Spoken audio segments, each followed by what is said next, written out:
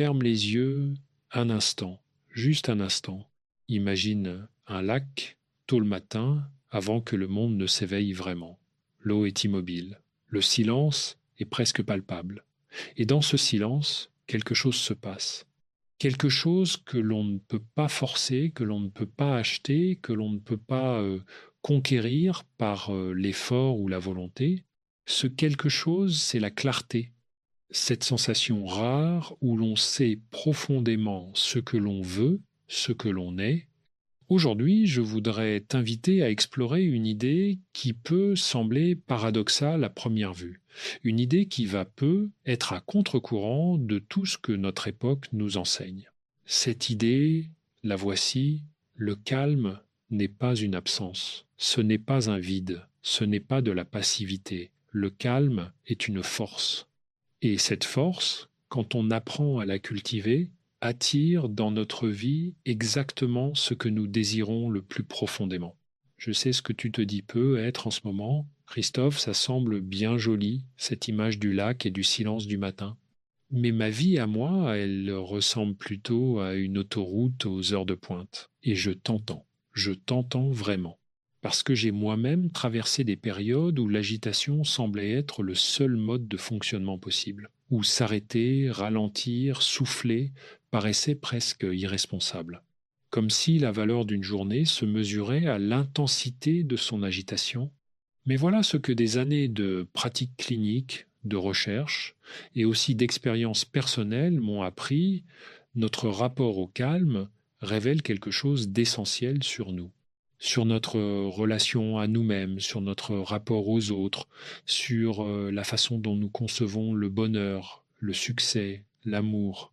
Et comprendre ce rapport, l'explorer avec honnêteté et sans jugement, c'est l'une des choses les plus transformatrices que l'on puisse faire pour sa vie. Alors pendant cette heure que nous allons passer ensemble, je t'invite à poser tes bagages, non pas pour toujours, je sais que tu as des choses à faire, des responsabilités, une vie bien remplie, mais juste pour un moment, pour explorer ensemble pourquoi le calme n'est pas ton ennemi, pourquoi il n'est pas synonyme d'ennui ou de renoncement, mais pourquoi, au contraire, il peut être la clé de tout ce que tu cherches à construire. Commençons par quelque chose de fondamental, quelque chose que, souvent, on ne se dit pas assez clairement. Nous vivons dans une époque qui a transformé l'agitation en vertu. Regarde autour de toi. Les gens dont on admire le plus la réussite sont souvent présentés comme des êtres qui dorment peu, qui travaillent énormément, qui sont toujours en mouvement, toujours connectés, toujours disponibles. L'agenda surchargé est devenu un signe de valeur personnelle. Je suis débordé est presque devenu un compliment dans certains milieux. Et dans ce contexte, s'arrêter, prendre le temps de ne rien faire, choisir le calme, peut ressentir comme une forme d'échec, comme si on n'était pas assez ambitieux, pas assez impliqué, pas assez vivant, paradoxalement. Mais j'aimerais te poser une question simple, mais qui mérite qu'on y réfléchisse vraiment. Est-ce que dans toute cette agitation, dans tout ce mouvement constant, tu te rapproches réellement de ce que tu désires?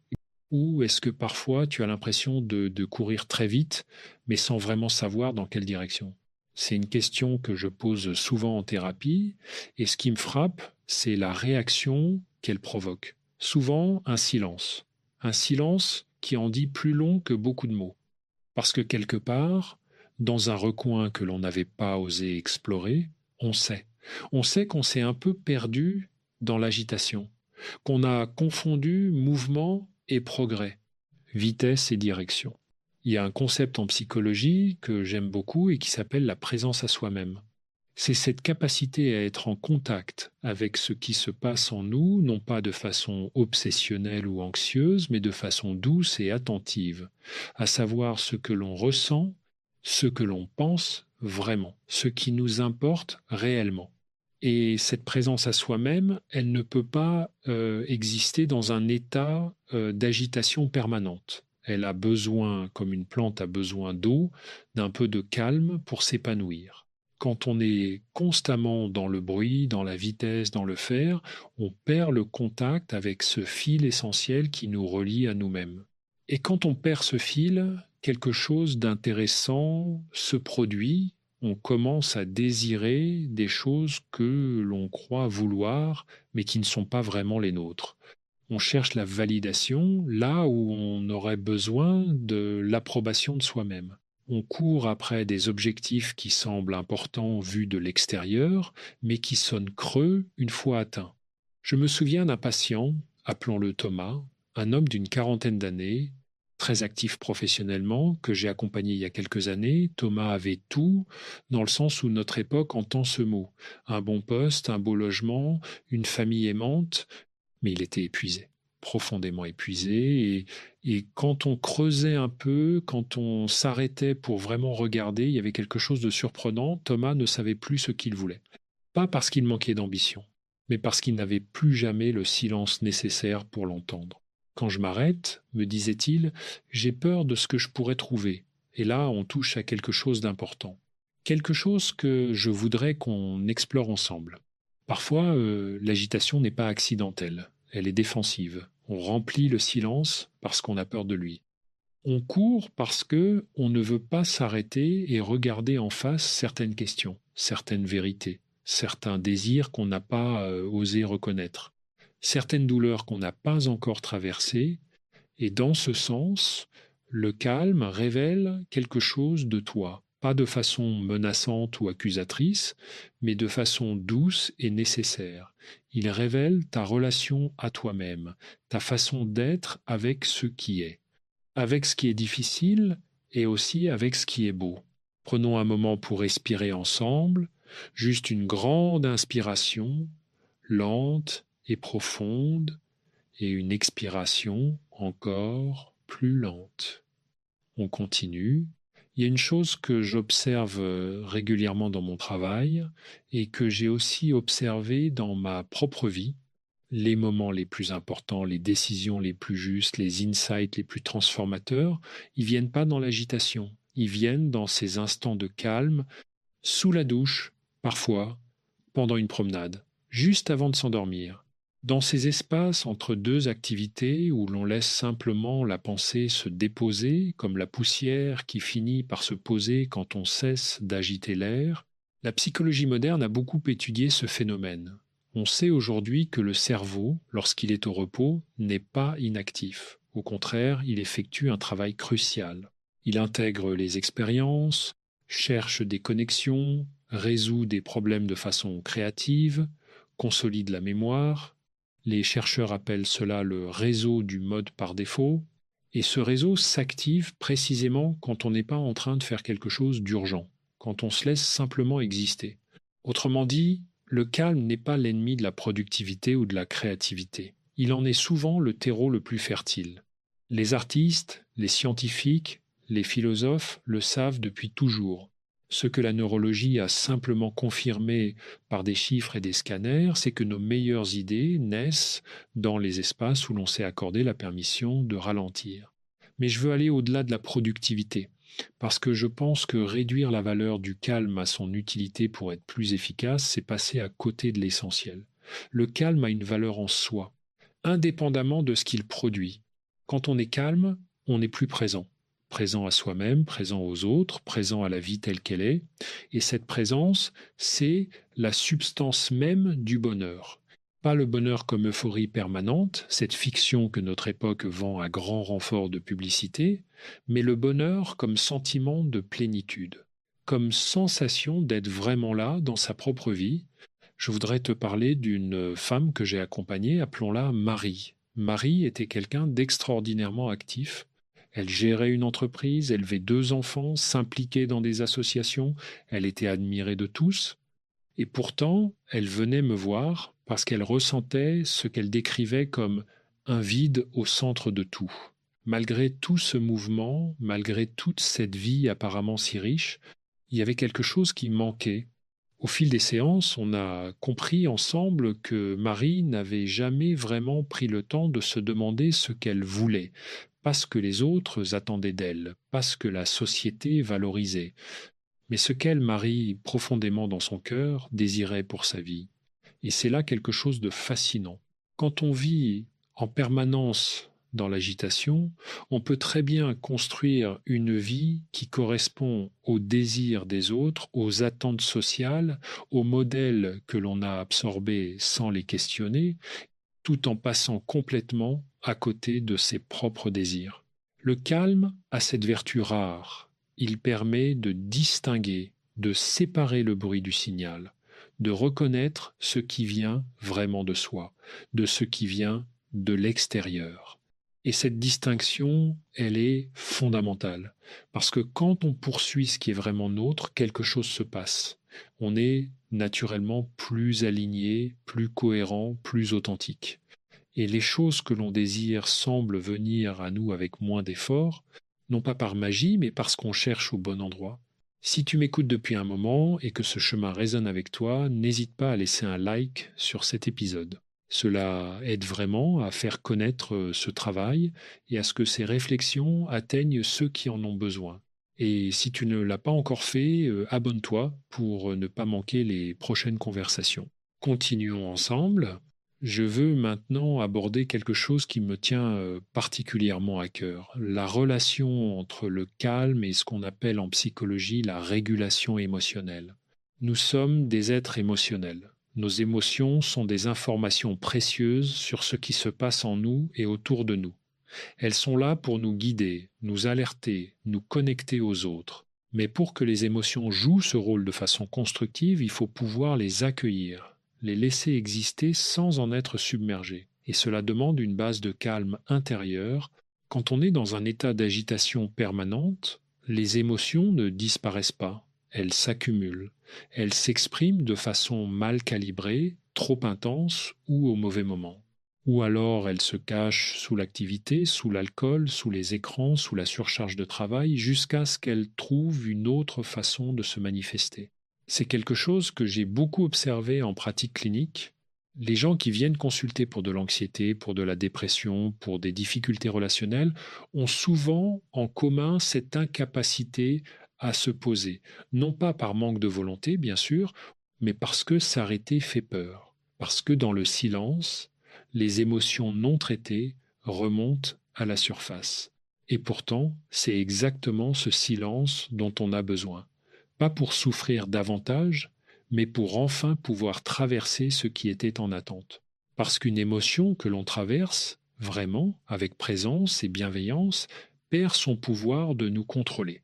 Alors qu'une émotion que l'on fuit continuellement finit par nous gouverner depuis les coulisses.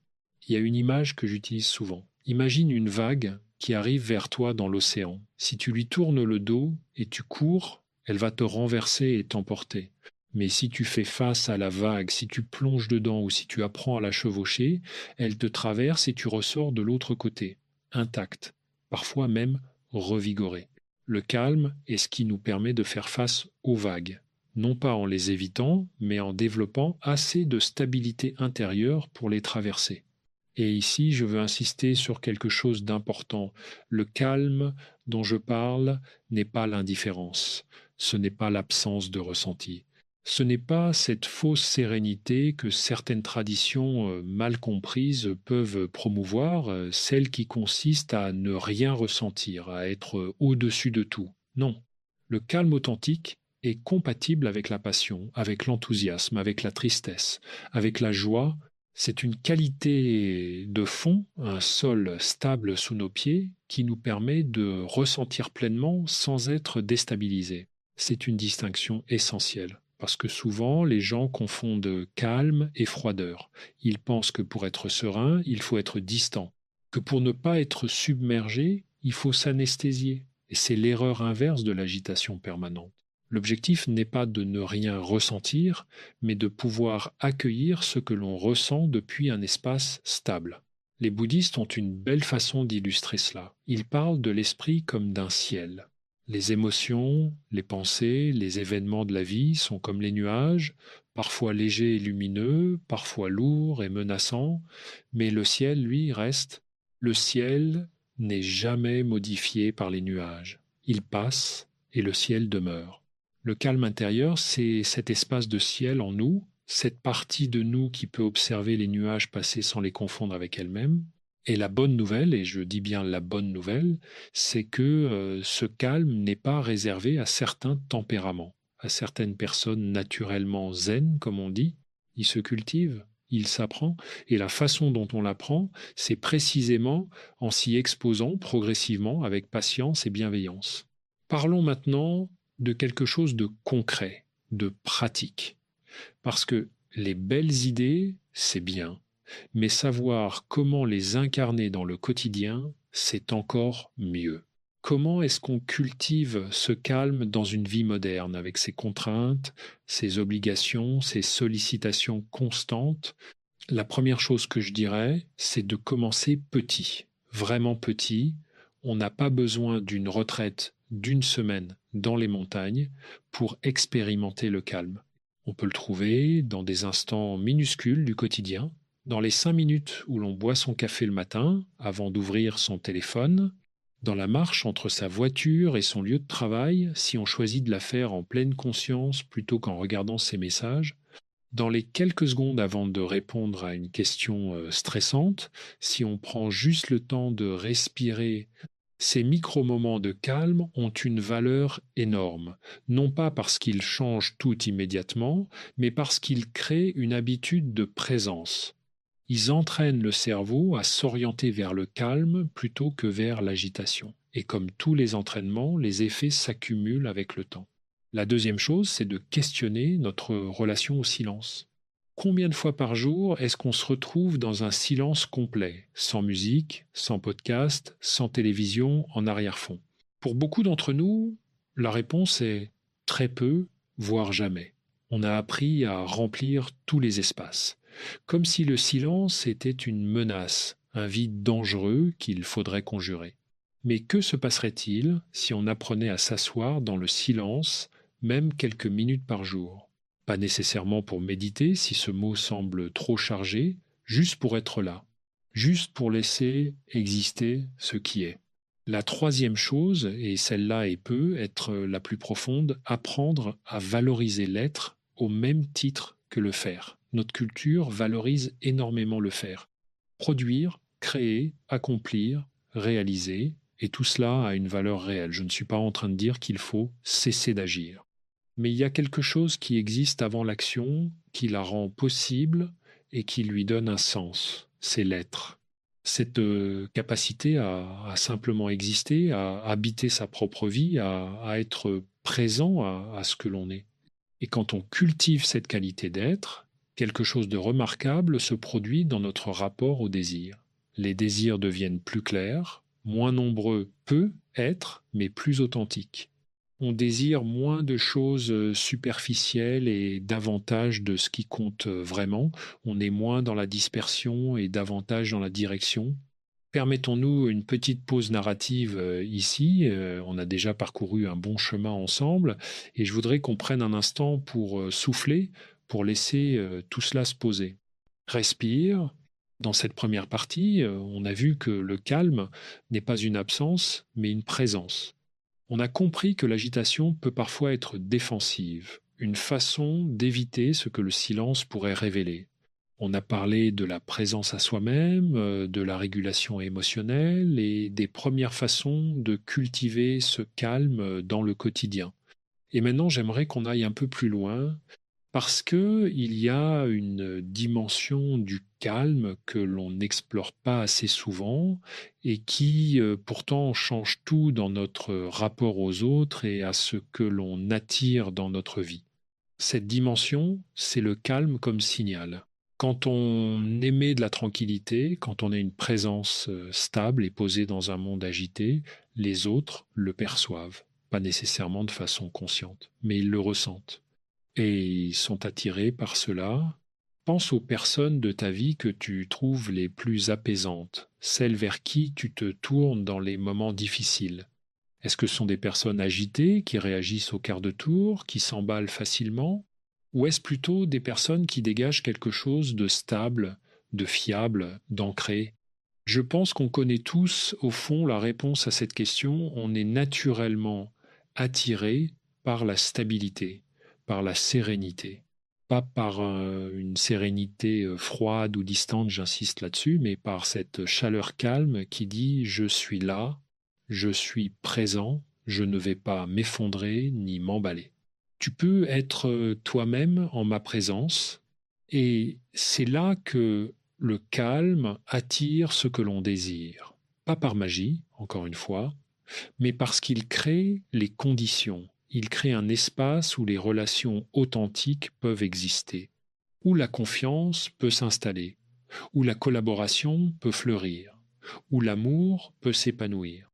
Il y a une recherche fascinante en psychologie sociale qui a montré que les leaders les plus efficaces ne sont pas nécessairement ceux qui font preuve de la plus grande intensité émotionnelle, ni ceux qui sont les plus charismatiques au sens spectaculaire du terme, mais souvent ceux qui savent créer un sentiment de sécurité autour d'eux, ceux dont la régulation émotionnelle est suffisamment stable pour que les autres puissent prendre des risques, être créatifs, s'exprimer librement. Le calme, dans ce sens, est une forme de générosité. En travaillant sur sa propre stabilité intérieure, on offre aux autres un espace dans lequel ils peuvent être pleinement eux-mêmes. Je pense aussi à ce que le calme apporte dans nos relations amoureuses. On parle beaucoup de passion, d'attraction, de désir, et tout cela est important, bien sûr. Mais ce qui permet à une relation de s'approfondir et de durer dans le temps, ce n'est pas l'intensité des débuts, c'est la capacité à être ensemble dans la quiétude, à ne pas avoir besoin de remplir chaque silence, à se sentir en sécurité dans la présence de l'autre, sans avoir à se performer, sans avoir à maintenir une agitation artificielle. Les couples les plus solides que j'ai rencontrés dans ma pratique ne sont pas nécessairement les plus explosifs. Ils ont souvent cette qualité particulière, la capacité à être ensemble dans le calme, à partager un silence sans qu'il soit menaçant. C'est quelque chose qui s'apprend, qui se cultive et qui demande des deux côtés un certain rapport à soi-même. Si ce que tu entends aujourd'hui te parle, je t'encourage à partager cet épisode avec quelqu'un que tu aimes, quelqu'un qui, toi, tu le sens, pourrait avoir besoin de ce message. Et si tu ne l'as pas encore fait, abonne-toi pour continuer ce chemin ensemble. Je veux maintenant aborder un sujet délicat, quelque chose dont on parle rarement de façon directe, mais qui est au cœur de notre relation au calme. C'est la peur de la lenteur. Dans notre société, être lent, c'est souvent perçu comme un défaut. On le dit parfois à nos enfants, à nos collègues, à nous-mêmes. Tu es trop lent. Allez, dépêche-toi. Comme si la vitesse était synonyme d'intelligence ou de valeur.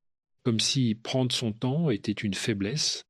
Et cette peur de la lenteur crée quelque chose de paradoxal.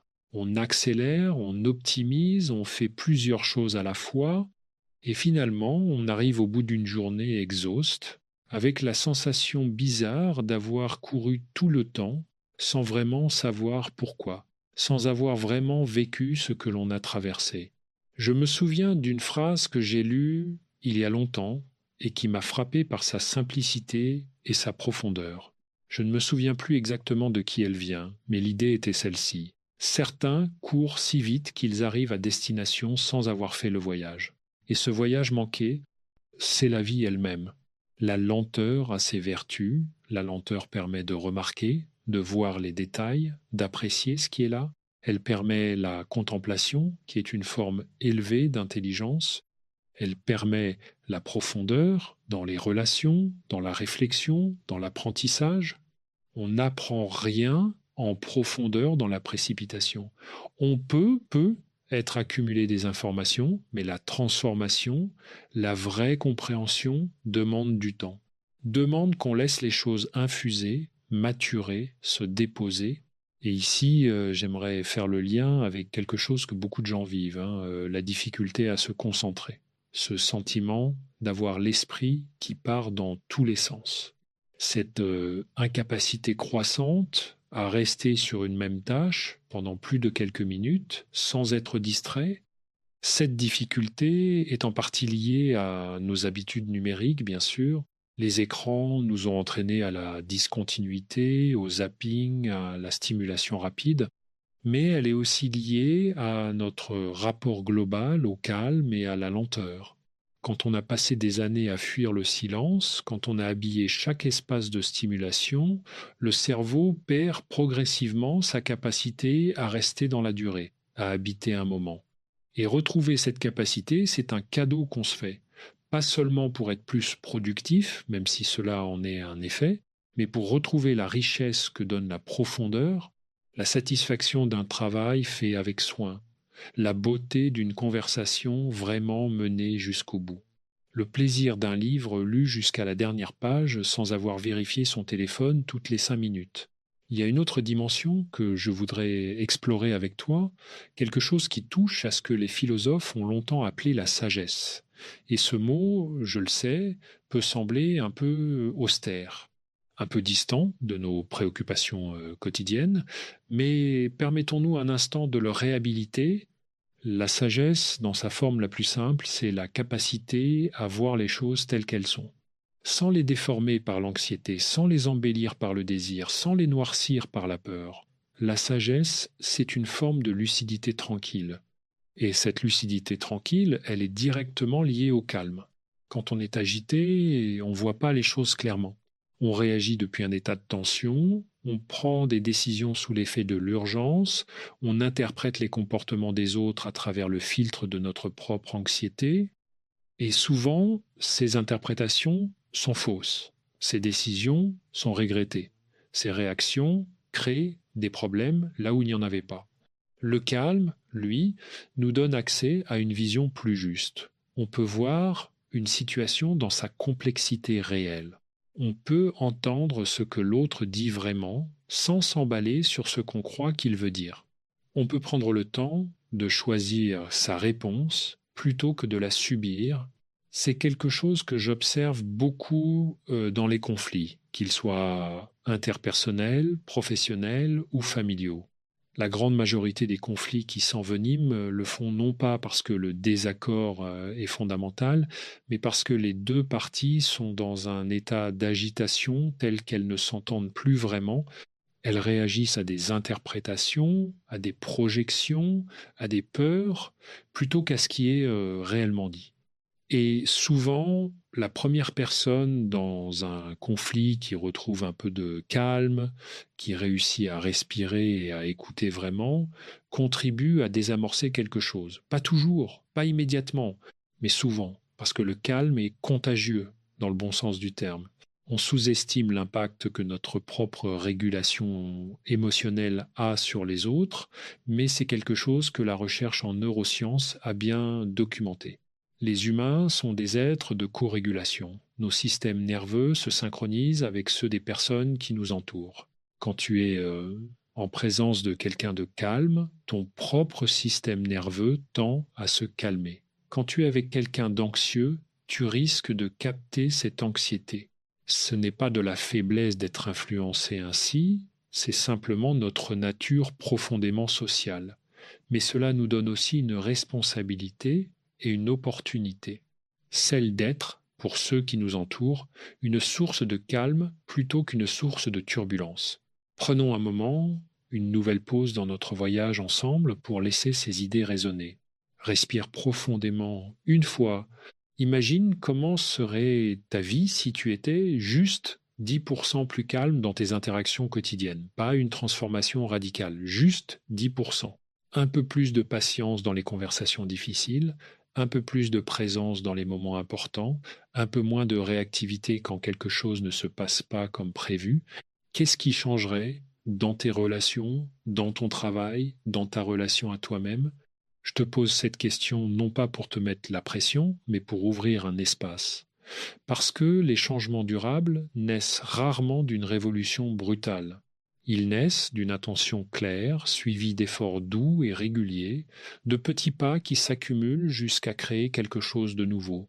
Et maintenant, j'aimerais te parler de quelque chose que les chercheurs en psychologie positive ont beaucoup étudié et que je trouve particulièrement illuminant par rapport au thème de notre conversation. Le concept de flow Le flow, c'est cet état d'absorption totale dans une activité, où le temps semble se suspendre, où les performances sont optimales, où l'effort se fait sans effort. C'est ce que les sportifs appellent parfois être dans la zone, ce que les artistes décrivent comme l'état de grâce créatif. Et ce que l'on a découvert sur le flow, c'est fascinant. Cet état ne se produit pas dans l'agitation, il ne se produit pas non plus dans l'ennui total. Il se produit dans un espace particulier entre la stimulation trop intense et le relâchement total, dans ce que les chercheurs appellent le canal optimal. Autrement dit, pour accéder à nos meilleures performances, à nos meilleures créations, à notre meilleur nous-mêmes, on a besoin d'un état qui ressemble beaucoup à ce calme attentif dont je parle. Ni l'hyperactivité anxieuse, ni la passivité indolente, mais cette présence tranquille, éveillée, disponible. Le flow, dans ce sens, est une confirmation que le calme n'est pas l'ennemi de l'excellence. Il en est souvent la condition. Et cela s'applique à tous les domaines de la vie, pas seulement au travail créatif. Le parent le plus présent pour son enfant n'est pas celui qui court dans tous les sens, mais celui qui sait poser son téléphone et vraiment être là. L'ami le plus précieux n'est pas nécessairement celui qui remplit le silence de conseils, mais celui qui sait être simplement là, avec toi, dans ce que tu traverses.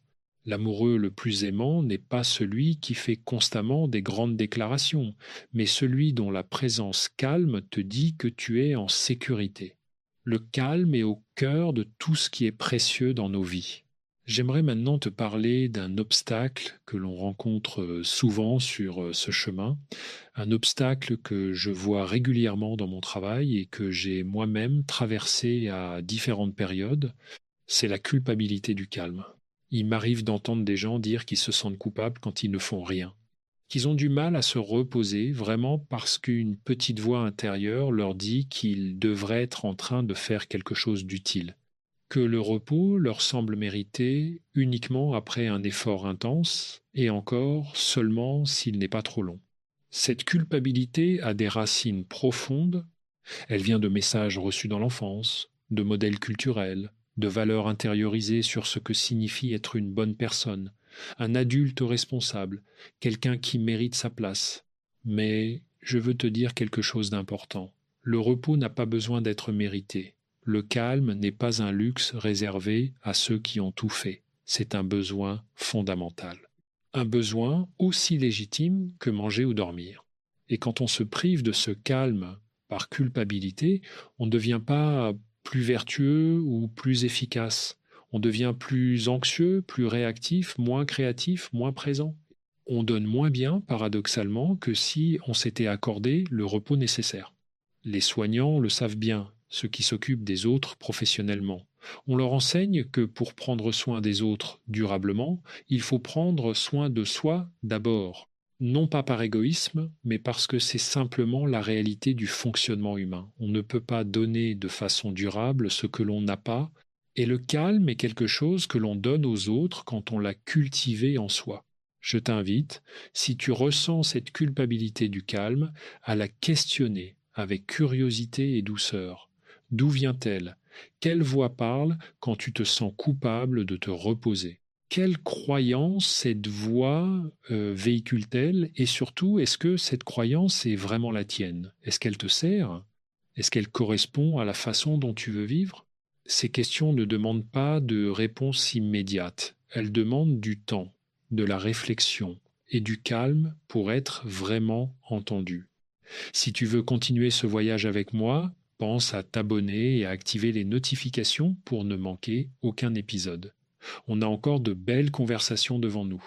J'aimerais te parler maintenant de quelque chose qui synthétise beaucoup de ce dont on a parlé, c'est la notion de confiance.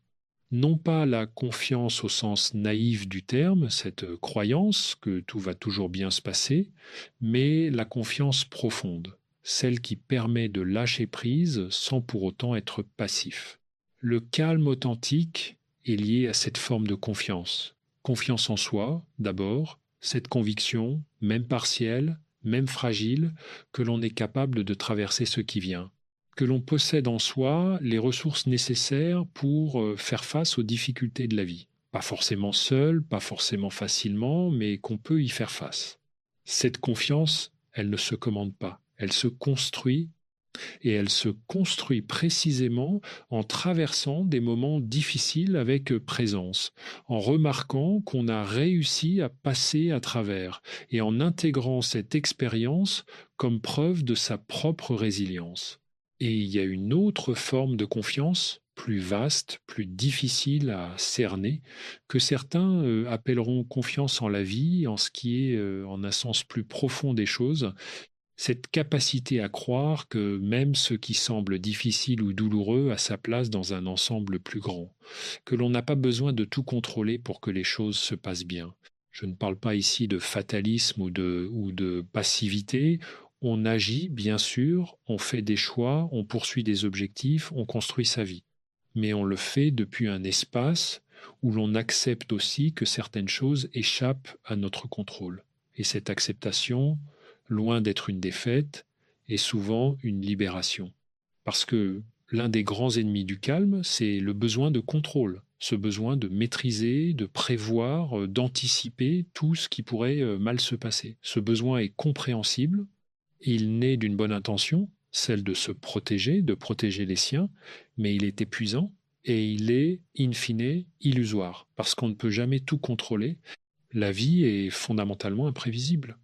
La seule chose que l'on peut vraiment maîtriser, c'est notre rapport à ce qui arrive, notre façon d'y répondre, notre capacité à rester ancré même quand le sol tremble. Et le calme, c'est précisément cet ancrage, ce sol stable en soi sur lequel on peut s'appuyer quand tout semble vaciller à l'extérieur. J'ai souvent pensé à cette image. Imagine un arbre dans la tempête. Les branches s'agitent, les feuilles s'arrachent, tout semble dans le chaos, mais les racines, elles, tiennent. Elles s'enfoncent profond dans la terre et maintiennent l'arbre debout. Le calme, c'est le travail des racines. C'est ce que l'on ne voit pas, mais qui permet de tenir quand le vent souffle fort. Et cultiver ses racines, c'est le travail d'une vie, un travail doux, régulier, patient, qui ne demande pas de grandes gesticulations, mais une attention constante et bienveillante à ce qui se passe en soi. Nous approchons de la fin de notre conversation d'aujourd'hui et avant de conclure, je voudrais te partager quelque chose de personnel. Il y a eu des périodes de ma vie où j'ai moi-même perdu le fil du calme, des périodes de doute, de fatigue, de surmenage, des moments où la distance entre ce que je savais intellectuellement sur l'importance de la sérénité et ce que je vivais concrètement était grande, parfois même douloureusement grande. Et ce que j'ai appris de ces périodes, c'est que le calme n'est pas un état que l'on atteint une fois pour toutes. Ce n'est pas une destination, c'est une pratique, un retour constant, une attention renouvelée. On perd le calme, on le retrouve, on le perd encore, on apprend à le retrouver plus vite, avec plus de grâce, avec moins de résistance. Et dans ce mouvement, dans cette danse entre l'agitation et la sérénité, on grandit, on se connaît mieux, on devient un peu plus sage, un peu plus humain, un peu plus capable d'être pleinement là dans sa propre vie. Je voudrais que tu emportes quelques idées essentielles de notre conversation. Premièrement, le calme est une force, pas une absence, une présence active et nourricière qui rend tout le reste possible. Deuxièmement, ton rapport au calme révèle quelque chose de toi, non pas pour te juger, mais pour te connaître mieux. Et se connaître, c'est déjà le premier pas vers ce que l'on veut vraiment construire. Troisièmement, le calme ne t'éloigne pas de ce que tu désires. Il crée les conditions pour que tu puisses clairement identifier ces désirs, les poursuivre avec direction plutôt qu'avec agitation, et les accueillir quand ils arrivent, ce qu'ils font souvent, quand on a arrêté de les chasser frénétiquement. Quatrièmement, ils se cultivent dans les petits moments, dans les habitudes quotidiennes, dans la façon dont on choisit d'habiter sa vie, même imparfaitement, même avec des rechutes, même avec des jours difficiles. Et cinquièmement, peut être le plus important, tu mérites ce calme. Pas parce que tu l'as mérité selon des critères de productivité ou de performance, mais parce que c'est un besoin humain fondamental, parce que de ce calme naîtront les meilleures versions de toi-même dans tes relations, dans ton travail, dans ta façon d'être au monde. Je voudrais terminer avec une image. Reviens à ce lac du début. Tôt le matin, l'eau immobile, le silence presque palpable. Dans quelques heures, ce lac accueillera peu être des bateaux, des baigneurs, des vents qui en plisseront la surface. La vie, avec tout ce qu'elle apporte, viendra s'y exprimer. Et c'est bien ainsi, la vie est mouvement, rencontre, action, passion. Mais ce matin-là, cet instant de calme total, il ne sera pas perdu, il aura été. Et quelque chose de cet instant persistera dans le fond du lac sous toutes les agitations de surface. Une mémoire de la paix possible, une invitation à revenir. Tu peux créer ces instants dans ta vie, ces matins de lac intérieur. Peut être d'abord rares, peut être d'abord brefs, mais ils vont s'étoffer, ils vont se multiplier. Et progressivement, quelque chose de cette quiétude va teinter ta façon d'être au monde, de façon douce, naturelle, presque imperceptible. Et ceux qui t'entourent le sentiront avant même que tu t'en rendes compte toi-même. Merci de m'avoir accompagné jusqu'ici, vraiment. Partager ces réflexions avec toi est quelque chose qui me tient profondément à cœur. Si ce contenu t'a été utile, si une idée a résonné, si quelque chose s'est ouvert un peu différemment en toi pendant ces moments, je t'invite à t'abonner et à partager cet épisode avec quelqu'un qui pourrait en avoir besoin. Quelqu'un qui court trop vite et a peu être oublié de regarder dans quelle direction. On se retrouve dans le prochain épisode. Prends soin de toi, vraiment.